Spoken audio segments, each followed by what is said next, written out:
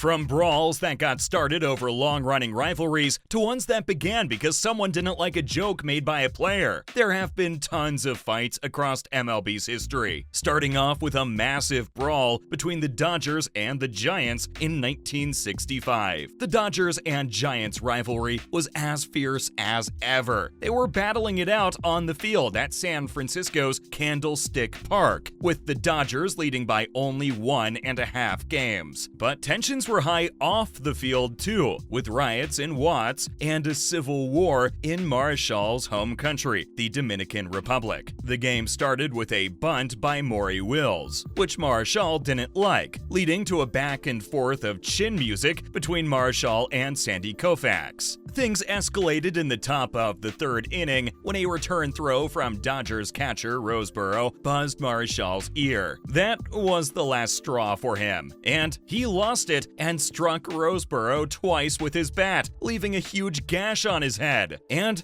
guess what? That wasn't the end of it, because this action would lead to one of the most brutal on-field altercations in baseball history. Marshall was ejected from the game and suspended for 8 games. Meanwhile, Roseboro sued Marshall, and they eventually settled out of court. Despite the brutal incident, Roseboro eventually forgave him. Who knew baseball could be so violent? But that's what you get when you mix intense rivalries with high-stakes games and a volatile political climate. Though this isn't the only time baseball fans got violent, because there's also the brawl between Bud Harrelson and Pete Rose from 1973. The fight is a classic baseball brawl that's still talked about today. It all started with a harmless joke from Harrelson about the Big Red Machine, but Rose took it way too seriously, and so he decided to slide hard into Harrelson during the game. This led to an all-out brawl on the field, with both teams getting involved. The situation got so out of control that the game was almost called off, and the players had to be separated by Mets legends like Cleon Jones and Willie Mays. Eventually, the Mets emerged victorious after a long delay, and they ended up heavily upsetting the favored Big Red Machine in a memorable 5-game series. It just goes to show you that you should never mess with a man's sense of humor, especially when it comes to baseball. And the same rule also applies to this next fight. It's the Mariners and Orioles brawl from 1993. It was a wild day at Camden Yards when the Mariners and Orioles took the field. Mariners starter Chris Bosio left with a broken collarbone, and blood was spilled as 2 other players were left battered and bruised. To top it off, 7 players and a manager were sent packing, leaving the field looking more like a ghost town than a baseball diamond. It all started in the 7th inning when Orioles ace Mike Messina hit Mariners catcher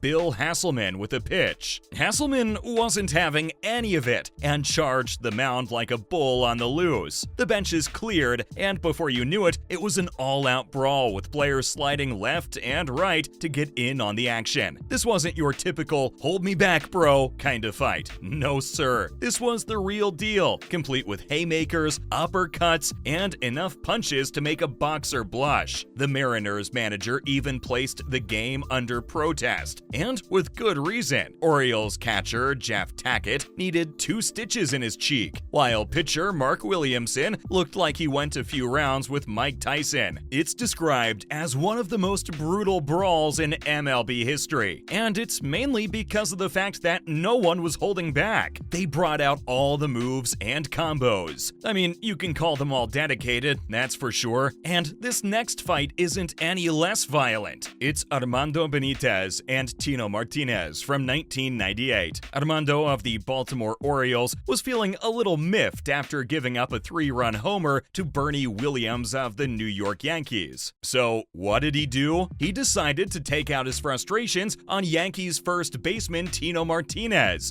beaning him in the back. And that's when all hell broke loose. The brawl started on the field but quickly made its way into the Orioles dugout, with players from both teams flailing around and swinging at each other. It was like a scene from a Wild West movie. Martinez and Darryl Strawberry had to be held back, while Benitez was fighting off Yankees players left and right. The umpires looked on, helpless to stop the chaos. And honestly, I can understand why. Who would want to get stuck in the middle of all this insane insanity. In the end, Benitez was slapped with an 8-game suspension, and other players were also disciplined, but the Yankees won the game 9-5. Oh, baseball, you never fail to entertain us. Speaking of the Yankees, this isn't the only time they were involved in a brawl, because in the mid-2000s, the Yankees-Red Sox rivalry was hotter than a New York slice of pizza. In a game at Fenway Park, Pedro Martinez threw down the 72-year-old Coach Zimmer,